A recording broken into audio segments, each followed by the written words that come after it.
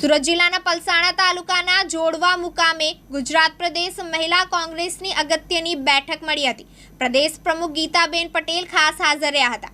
આવનાર દિવસોમાં સ્થાનિક સ્વરાજની ચૂંટણીઓ પણ આવનાર છે, ત્યારે પ્રદેશ મહિલા કોંગ્રેસ સંગઠન પર્વ ઉજવી રહ્યું છે, જેના ભાગરૂપે આજે સુરત જિલ્લા મહિલા કોંગ્રેસની જોડવા ખાતે અગત્યની બેઠકનું આયોજન કરાયું હતું। જોડવા સ્વર્ગ રેસિડેન્સી ખાતે બેઠક મળી હતી, જેમાં પ્રદેશ મહિલા અધ્યક્ષ ગીતાબેન પટેલ, પ્રભારી ડોક્ટર સંજુબેન દીક્ષિત, નીતુસિંહ રાજપૂત પ્રમુખ સુરત જિલ્લા મહિલા કોંગ્રેસ ખાસ હાજર રહ્યા હતા, જેમાં આવનાર દિવસો માટે નગર અને તાલુકા મહિલા પ્રમુખ હોદ્દેદારોની નિમણૂક લેટર આપવામાં આવ્યા હતા અને બૂથ લેવલના હોદ્દેદારોને નિમણૂક કરવામાં આવી હતી। આ પ્રસંગે ડોક્ટર સંજુબેન દીક્ષિતે પોતાના પ્રવચનમાં જણાવ્યું હતું કે ભાજપના રાજમાં મોંઘવારી ચરણ સીમાએ છે। તેલ, રાંધણ ગેસ, ખાંડ, દાળના ભાવો આસમાને ગયા, જેને કારણે મહિલાઓના રસોડાનું બજેટ ખોડવાઈ જતા મહિલાઓ મોંઘવારીના પીસાઈ રહી છે। મોદીજીના કહેવામાં અને કરવામાં ઘણો ફરક છે।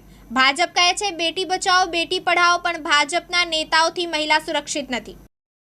હું ગીતાબેન પટેલ, ગુજરાત પ્રદેશ મહિલા અધ્યક્ષ બોલી રહી છું।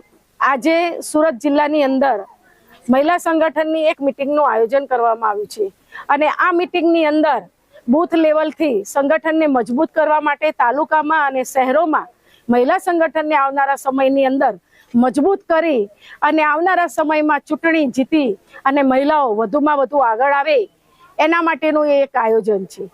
આવનારા સમયમાં આ ભ્રષ્ટાચારી ભાજપ સરકારના જે એક હથ્થું શાસન છે એ શાસનમાંથી મુક્તિ મેળવવા માટે જ્યારે રાહુલજીએ અમને હાકલ કરી છે કે 2027ની અંદર અમે ગુજરાતની અંદર કોંગ્રેસની સરકાર બનાવીશું, તો આજે એ પાયલોટ પ્રોજેક્ટને લઈ અને અમે જન જન સુધી જઈશું અને મહિલા સંગઠનને મજબૂત કરી અને 2027ની ચૂંટણીમાં અમે 100% કોંગ્રેસની સરકાર બનાવીશું એવી આશા સાથે આજની આ મીટિંગનું આયોજન કર્યું છે। આજે જે પદ વિતરણ કર્યું છે કોને કોને સાના છે?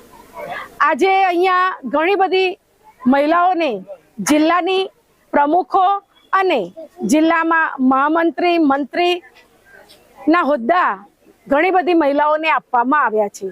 આ મહિલાઓને એક જવાબદારી આપી છે કે આવનારા સમયની અંદર તમને જે હોદ્દો આપવામાં આવ્યો છે એવો હોદ્દા ઉપર રહીને મહિલા સંગઠનને મજબૂત કરશો અને વધુમાં વધુ મહિલાઓને મહિલા કોંગ્રેસમાં જોડવાનું કામ કરશો એવા વિશ્વાસ સાથે અહીંયા મહિલા સંગઠનના ભાગરૂપે ઘણી બધી મહિલાઓની નિમણૂક કરવામાં આવી છે અને નિમણૂક પત્ર પણ આપવામાં આવ્યા છે। રમેશ ખંભાતી, દિવ્યાંગ ન્યૂઝ, પલસાણા, સુરત।